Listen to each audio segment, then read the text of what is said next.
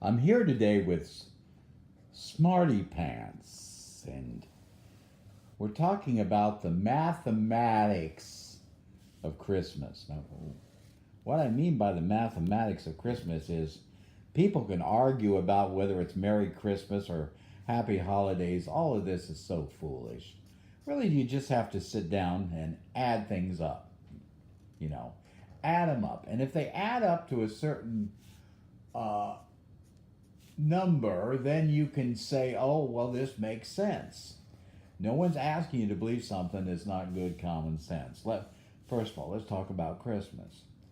It starts off with a very simple principle. It starts off with a manger. So you can see Smarrttie Panntts drawing us there, a nice manger. The beauty of the manger, as you probably can figure, is it's a poor boy born under poor circumstances in poverty who makes good. Now, is there a better story than that? There can't be a better story than a poor little baby that's born where it's not wanted. And so if you just stop right there, you got yourself a doozy of a tale. But you can see there's a plus to it, because it wasn't just a story about a baby born in a manger, an impoverished condition, who ended up making good, but also the fact that there was a star in the sky, which for some reason stimulated some wise people, wise men from far away in the east. Now, these guys were not Jewish. They were not part of the Old Testament. They were astrologers. They were studiers of the stars, and probably even had some Greek mythology mixed in with them, since they were coming from the east, and might even been a little Buddhist in there. I don't know, but they were focused on a star. So we have a baby born in a manger, humble conditions, but for some reason there's a star in the sky. Whether you believe it had anything to do with the baby or not, the star drew these three men to come, and they brought gifts because they thought they were coming to a manger to see a king. Now, because of the story of the manger and the three wise men who brought their gold, frankincense, and myrrh, we have now begun as people to think, well, that's a pretty doggone good idea. We should have presents. So because of Christmas, at least one time a year, we think about buying presents for people. There you go. Thank you, Smarrttie Panntts. What a great present. And so we bring our presents, and we want it to be secretive, so we wrap it up in a bow. So a baby born in a manger drew stargazers, astrologers from far away, who saw a star, and they brought presents, which now prompts us as people to bring presents. Now, not only did we start bringing presents, but we need to have a symbol, a kind of a advertising gimmick for buying the presents.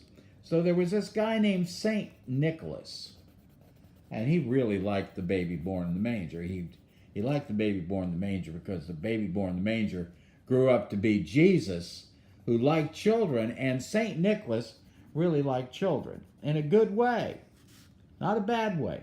He liked children real well, so he wanted to give presents to children, and because of that, we developed into Santa Claus. So we've gone from a baby born in a manger to a more universal acceptance by stargazers from the East, who now have made a practice on the planet of giving presents, using as a symbol for that Saint Nicholas, Santa Claus, who used to be Saint Nicholas and really dug Jesus because the baby born in the manger loved children.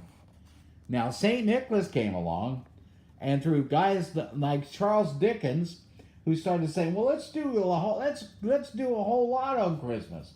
we began to find old Tannenbaum. We started making Christmas trees, and everybody decorated them. Now, at no other time during the year do we bring a tree in our house and decorate it for any particular reason.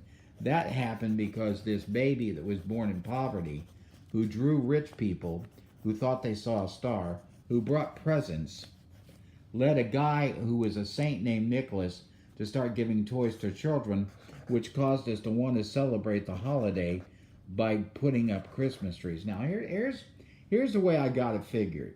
You see, we've got one holiday every year called Independence Day, where we celebrate the independence of our country.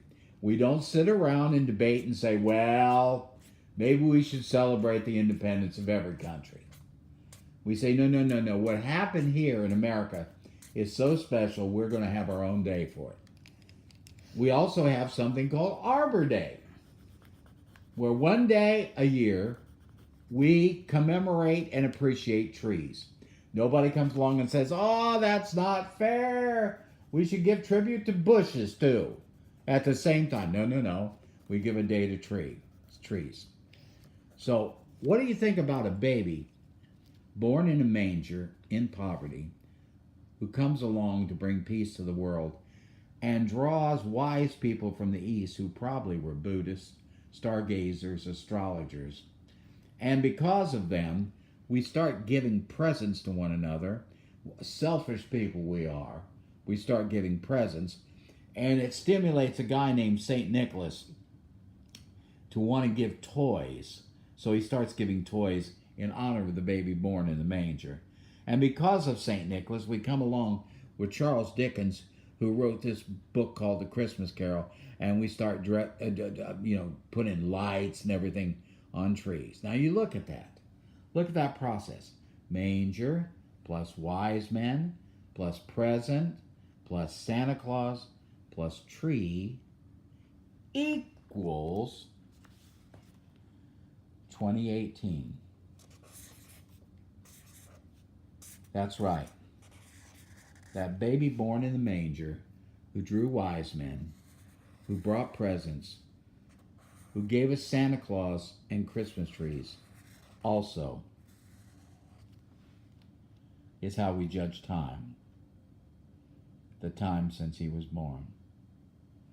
I don't know about you. Seems to me like he deserves a day unto himself. So, Merry Christmas.